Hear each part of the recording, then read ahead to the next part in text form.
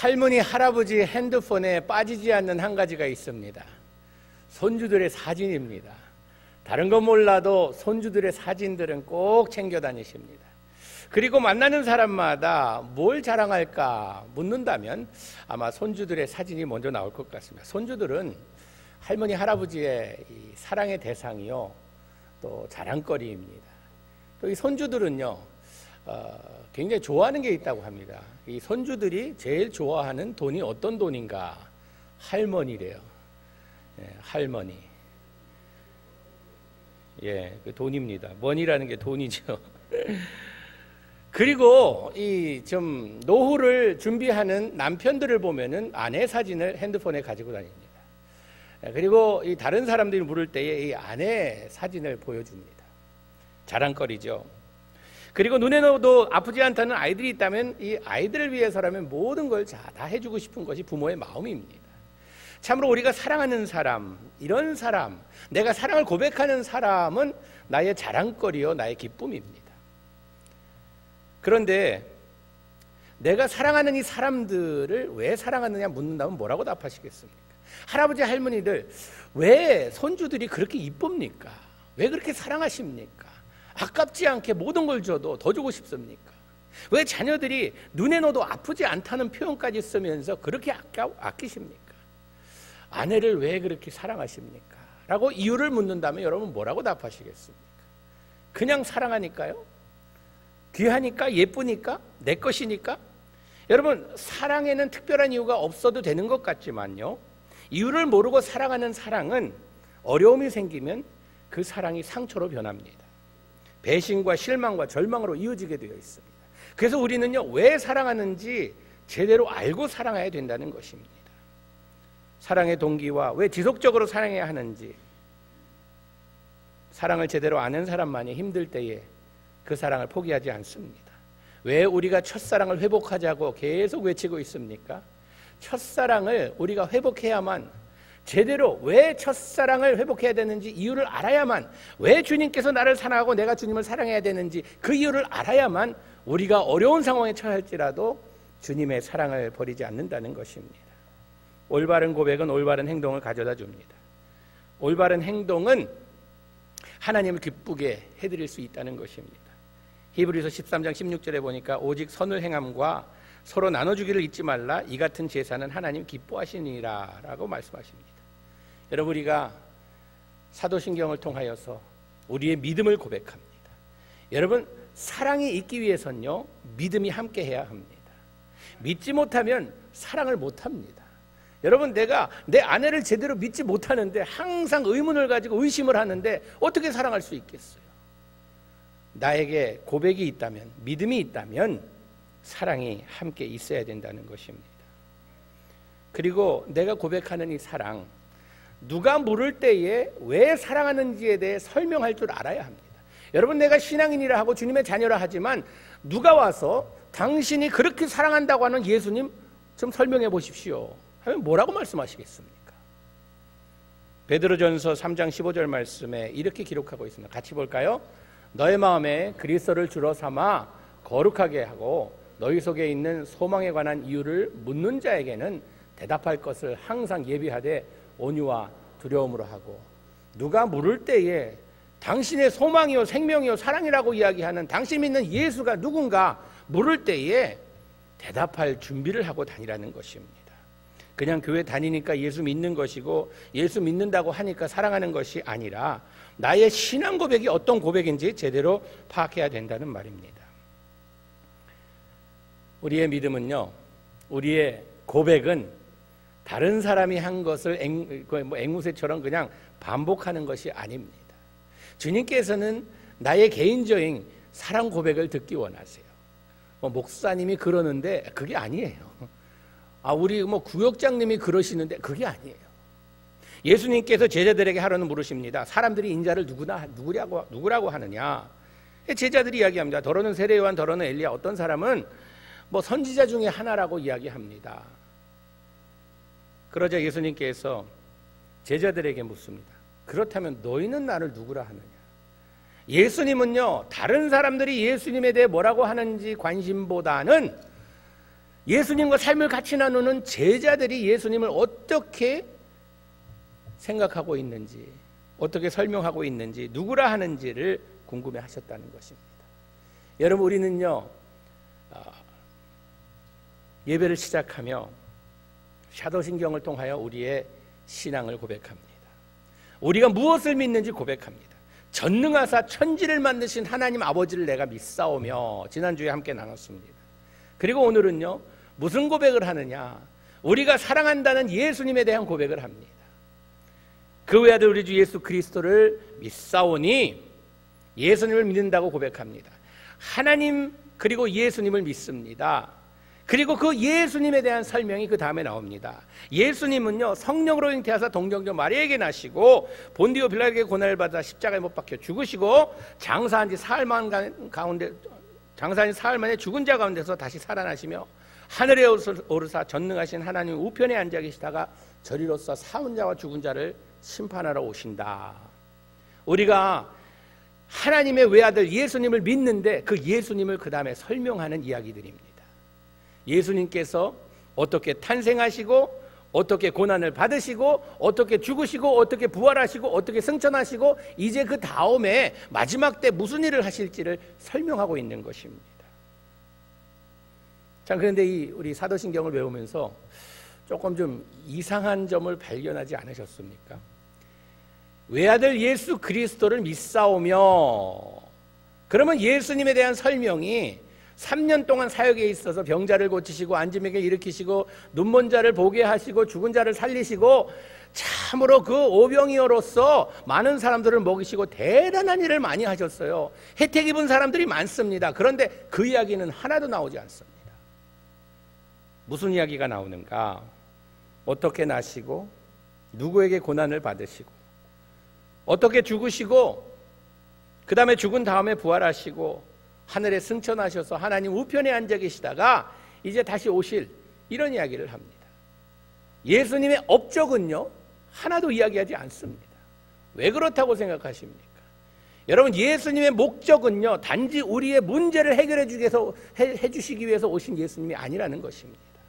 예수님의 목적은요, 하나님의 세상을 이처럼 사랑하사 독생자를 주신 이유는요, 우리로 하여금 영생을 얻게 하려는 것이 목적이지, 단지 우리의 배를 불리우고 우리의 병을 고쳐주고 우리가 세상에 사는 동안에 편안하게 살도록 주님께서 오신 것은 아니라는 것입니다. 여러분, 이런 예수님을 우리는 고백할 줄 알아야 합니다. 그렇지 않다 보면요, 주님 나 주세요 그래서 뭐 안 주시면요 삐집니다. 시험 듭니다. 주님의 목적은 우리의 영생이지 다른 것이 아니라는 것입니다.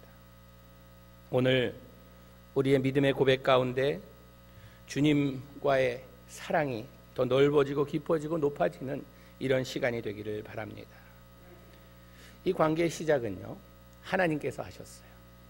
우리가 하나님을 한번 생각해 보자, 사랑해 볼까 해서가 아니라 주님께서 이 관계를 먼저 시작하셨다는 것입니다. 오늘 우리가 잘 아는 요한복음 3장 16절, 하나님이 세상을 이처럼 사랑하사 독생자를 주셨다. 하나님이 세상을 사랑하셨대요. 여러분, 하나님께서 세상을 얼만큼 사랑하시는가? 독생자를 줄 만큼 사랑하십니다. 우리가 때로는요, 헷갈릴 때가 있습니다.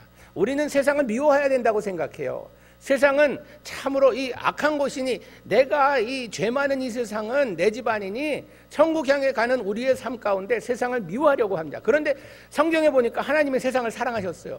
세상이라는 것, 세속과 우리가 분리할 줄 알아야 합니다. 세속적인 것들, 세상이 우리를 유혹하는 이런 것들은요, 우리가 멀리해야 합니다. 그러나 하나님께서 사랑하신 세상이기 때문에 우리도 세상을 사랑하며 하나님께서 만드신 세상이기 때문에 세상을 아낄 줄 알아야 된다는 것입니다. 천지를 만드신 분이 하나님이시고 만드신 것을 포기치 아니하시고 끝까지 지키시는 하나님이시기 때문에 그 하나님께서 우리에게 먼저 다가오셔서 프로포즈를 하십니다. 너 나랑 사귀지 않을래? 너 나랑 관계 맺지 않을래? 요한일서 4장 19절 말씀에 우리가 사랑함은 그가 먼저 우리를 사랑하셨습니다. 우리가 하나님을 사랑하는 것은 내가 하나님이 필요해서 하나님 좀 나 좀 어떻게 해주세요 해서 한 것이 아니라 하나님께서 우리를 먼저 사랑하셨기 때문에 우리에게 이 초청장을 보내셨어요. 프로포즈를 보내셨다는 것입니다. 그리고 이 사랑은 어떤 사랑이었는가? 하나님 자신이 우리와 누구를 보내서 관계를 나눈 것이 아니라 하나님 자신이 이 세상에 오셨다는 것입니다. 하나님은 하나님의 최고를 우리 눈높이 맞추기 위해 보내주셨습니다. 그분이 우리의 메시아 예수 그리스도십니다. 그분을 임마누엘이라 하죠. 임마누엘. 이 주님도 임신가 봅니다. 임마누엘. God with us. 하나님께서 우리와 함께 하심. 빌립보서 2장 6절과 7절 말씀 같이 보도록 하겠습니다. 그는 근본 하나님의 본체시나 하나님과 동등됨을 취할 것으로 여기지 아니하시고 오히려 자기를 비어 종의 형체를 가져 사람들과 같이 되었고, 하나님인데 그 본체를 동등하게 취한 것을 여기지 아니하시고 오히려 자기를 비워 종의 형체로 사람들과 같이 했다는 것입니다. 높은 곳에서 이래라 저래라 하는 하나님이 아니라 내려오셔서 인간들과 함께 종의 모습으로 함께 했다는 것입니다. 전지전능하신 하나님의 외아들 예수 그리스도께서 나와 함께 하심, 우리와 함께 하심, 권위의 하나님이 아니라 우리와 함께 동행하는 하나님. 여러분, 이것이 우리의 마음을 참 감동시키고 마음을 설레게 하고 그러지 않는다고 하면요, 무언가 우리의 감정에 뭔가 망가진 것 같습니다. 입양단체, 우리가 입양 홍보단체에 속해 있는데 후원금을 모으기 위해서 이런 1년에 한 번씩 모임을 갖습니다. 그런데 재작년이었나요? 재작년에 여러 가지 이런 도네이션 한 분들이 계셔서 그걸 경매를 합니다. 이 경매를 하는 그 아이템 중에 하나가 연예인 부부와 저녁 식사를 함께 하는 이 티켓이 있었습니다. 차인표 씨하고 신혜라 씨가 지금 신혜라 씨가 미국에 와 있고 저희 교회에서도 집회 한번 하셨는데 그 부부와 함께 저녁 식사하는 그 티켓을 경매를 내놨는데요.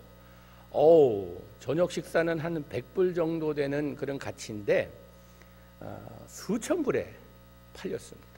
연예인과 함께 한다는 그 유혹에 이기지 못해 누군가가 수천 불을 내고 그걸 샀습니다. 아이들 돕기 위해서 그랬겠죠, 물론.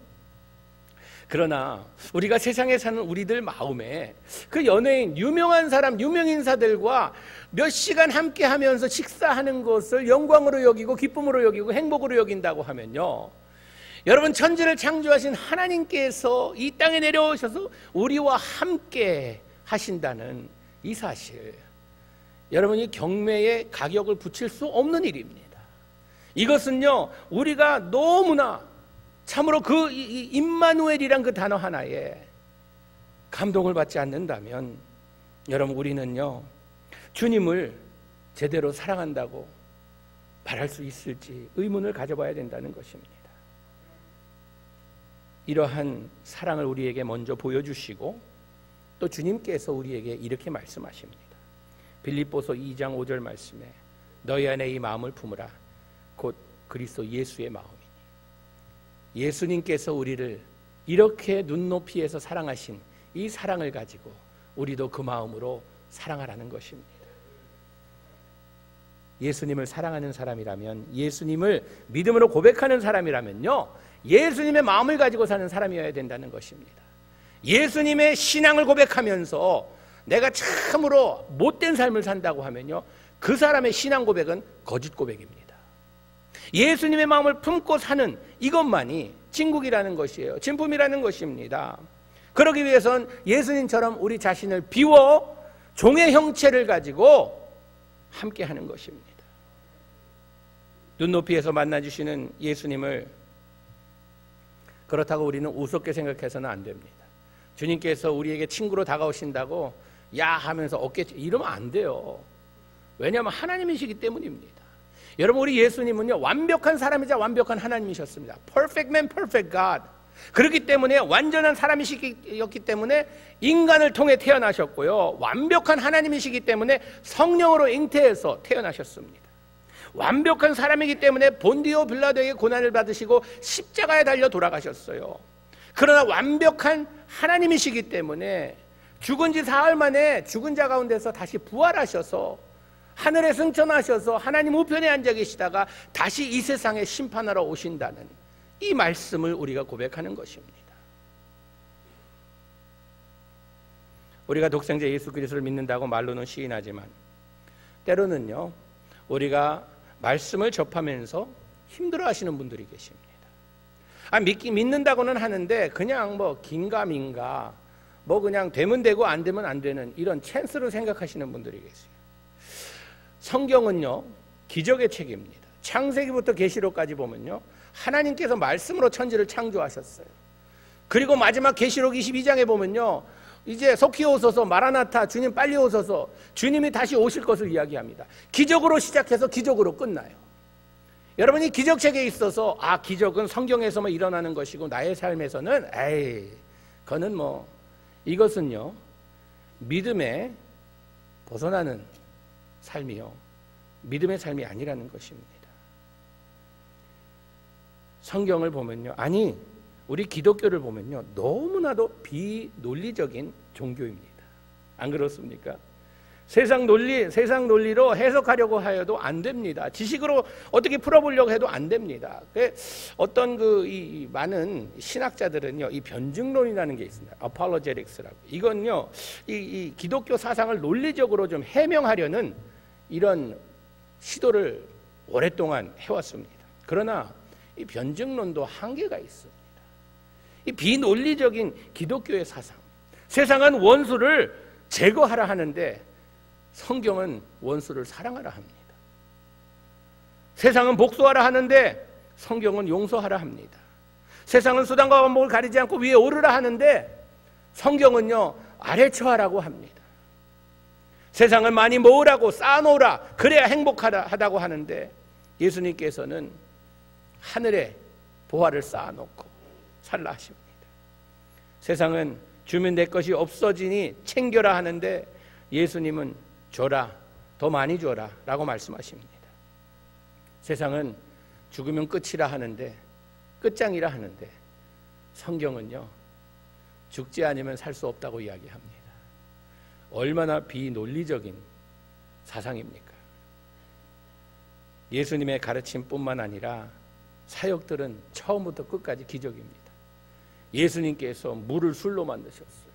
오병이어의 이야기, 죽은 자를 살리시는 이야기, 이 모든 이야기들이 기적 이야기입니다. 오늘 우리가 사도신경에서 동정녀 마리아에게 나시고, 어떻게 동정녀, virgin, 아직도 남자와 관계가 맺지 않은 이런 여자에게서 납니까? 성령으로 어떻게 잉태한다는 말이 무슨 말입니까? 여러분, 우리는요, 믿음의 눈으로 보기 전엔 하나님을 볼 수 없습니다. 우리가 믿음의 눈으로 볼 줄 아는 이런 믿음을 가져야 된다는 것입니다.